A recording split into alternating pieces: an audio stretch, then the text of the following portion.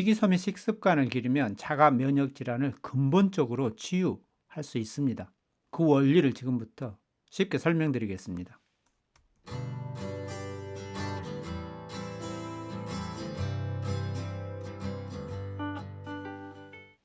면역세포가 과다 반응하여 외부에서 침투한 이물질, 바이러스, 박테리아 같은 적들, 항원이라고 하죠. 이 항원을 면역세포가 공격해야 되는데 항원이 아니라 정상세포를 공격하여 발생하는 질병입니다.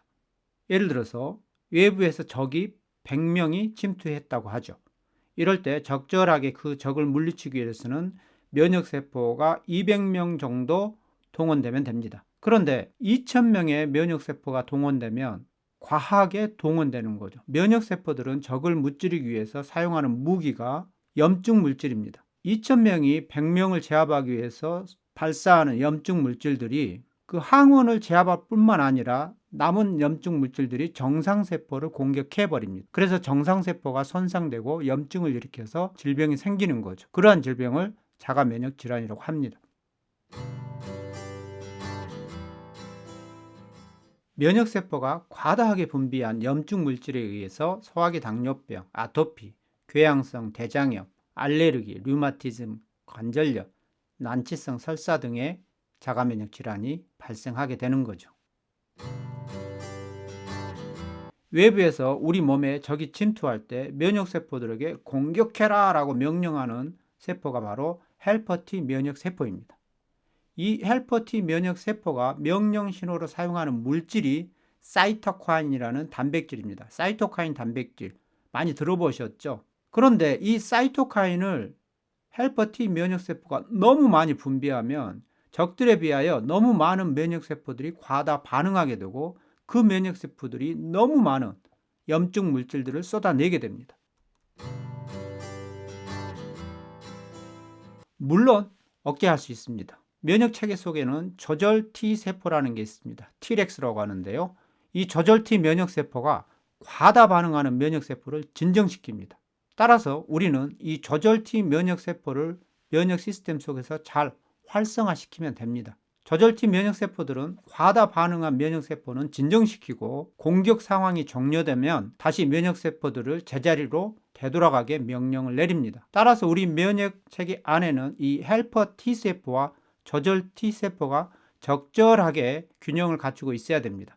명령을 내리는 헬퍼 T세포가 지나치게 활성화되면 너무 많은 염증 분비로 인해서 자가면역 질환이 발생하게 되고 반대로 조절 T 면역세포가 지나치게 많이 활성화되면 면역을 억제하기 때문에 우리가 질병에 쉽게 걸리게 됩니다. 따라서 우리 면역 시스템 안에 이 조절 T세포와 헬퍼 T세포가 균형을 이룰 수 있어야 합니다.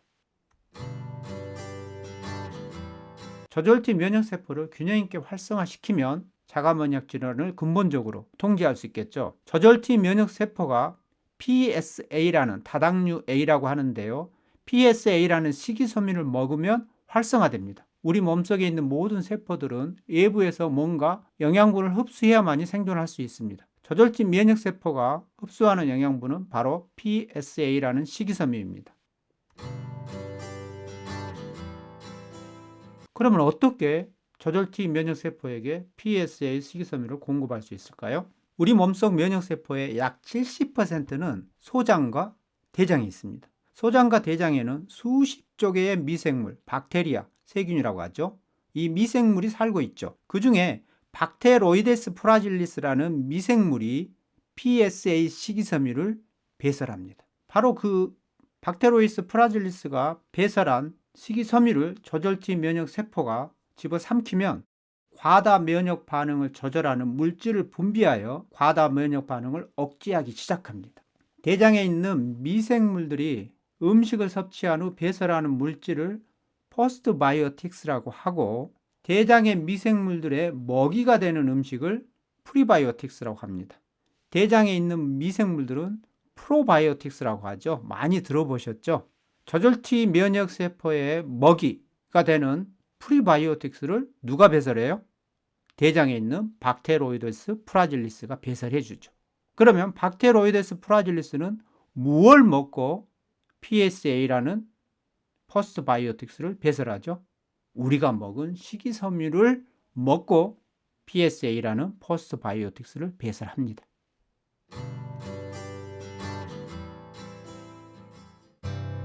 우리가 아무리 식이섬유를 잘 먹더라도 우리 대장 속에 그 식이섬유를 먹고 PSA라는 식이섬유를 배설해내는 박테로이데스 프라질리스가 장내에 없다면 아무 필요 없겠죠. 장내 미생물총, 전체 미생물 덩어리를 미생물총이라고 하죠. 마이크로바이옴이라고 합니다. 이 미생물총은 유익균, 중간균, 유해균이 적절한 비율로 서식하고 있습니다. 그런데 우리가 먹는 음식에 따라서 이 미생물총이 비율이 결정됩니다. 유익균이 좋아하는 음식을 먹으면 중간균이 유익균으로 바뀌고, 유해균이 좋아하는 음식을 먹으면 중간균이 유해균으로 바뀌어버립니다. 박테로이데스 프라질리스는 유익균이죠. 따라서 유익균이 좋아하는 음식을 먹으면 장내 유익균인 박테로이데스 프라질리스 비율이 높아지게 되죠. 그러면 박테로이데스 프라질리스가 PSA라는 식이섬유를 풍부하게 배설하기 때문에 조절 T세포가 과하게 반응한 면역세포들을 효과적으로 통제할 수 있는 거죠. 그 결과 자가면역 질환을 완치할 수 있습니다. 박테로이데스 프라질리스가 좋아하는 식이섬유는 뭘까요? 펙틴, 수용성 식이섬유입니다. 셀룰로스, 불용성 식이섬유죠. 이러한 펙틴이나 셀룰로스는 고분자 식이섬유입니다. 고분자 식이섬유라는 것은 굉장히 질기고 딱딱하다는 거죠. 우리 체내에서 소화하지 못합니다. 그럼 누가 소화하냐? 장내에 있는 미생물들이 소화시켜서 포스트바이오틱스라는 굉장히 우리 건강에 유익한 물질을 만들어냅니다.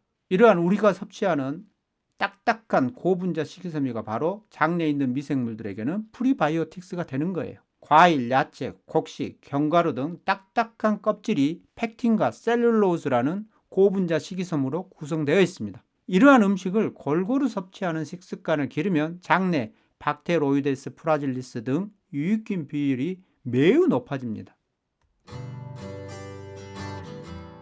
굉장히 중요한 정보를 하나 드리겠습니다. 아마 국내에서 누구도 이러한 정보를 제공해주지 못할 것입니다. 대부분 식이섬유 하면은 야채를 먹어라, 채소를 먹어라, 견과류를 먹어라, 딱딱한 껍질을 먹어라, 이런 말은 많이 들어보셨죠?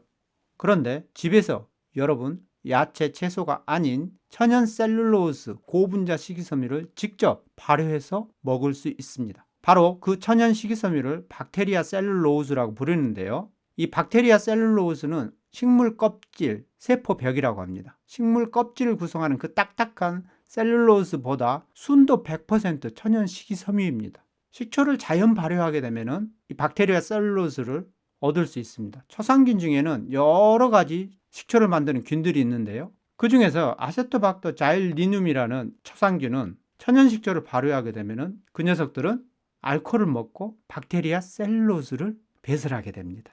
병에 보이시죠? 제가 천연 발효를 하면서 얻은 순도 100% 천연 식이섬유 박테리아 셀룰로스입니다. 이걸 식초와 함께 샐러드를 해서 드시면 굉장히 맛이 좋습니다.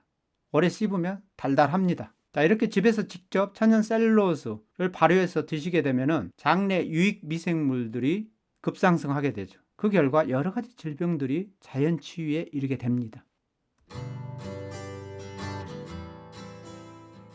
자, 정리해 보겠습니다. 식이섬유 식습관을 기르면 자가 면역 질환이 근본 치유된다. 그 원리를 설명해 드렸습니다. 정리하자면 식이섬유를 드시면 우리 몸속에서 소화하지 않고 어디로 간다고? 네, 대장과 소장으로 가게 됩니다. 그러면 대장과 소장에 있는 박테로이데스 프라질리스라는 이 미생물이 그 식이섬유를 먹고 PSA라는 식이섬유를 배설하게 됩니다. 그러면 조절 T세포라는 A가 PSA라는 식이섬유를 먹고 헬퍼 T세포가 엄청 많이 공격해서 활성화되어 있는 면역세포들에게 야!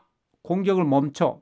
이제 공격이 끝났어! 제자리로 돌아가! 라는 신호물질을 분비하게 됩니다. 자가면역질환 여러 가지 약물로 치료하고 있지만 동시에 여러 가지 부작용을 겪고 있죠. 제가 지금까지 설명해드린 식이섬유를 섭취한 식습관을 기르고 장내 미생물을 유익균 중심으로 개선하시면 대부분 앓고 있는 자가면역 질환의 완치를 경험하시게 될 것입니다. 지식이나 정보가 아무리 많더라도 실행하여 내 몸으로 습관화하면 아무 효과가 없습니다. 제가 오늘 제공해드린 이 정보를 당장 생활 속에서 습관화하시면 깜짝 놀란 효과들을 경험하시게 될 것입니다. 습관을 바꾸고 운명을 바꾸는 기회를 가지시기 바랍니다.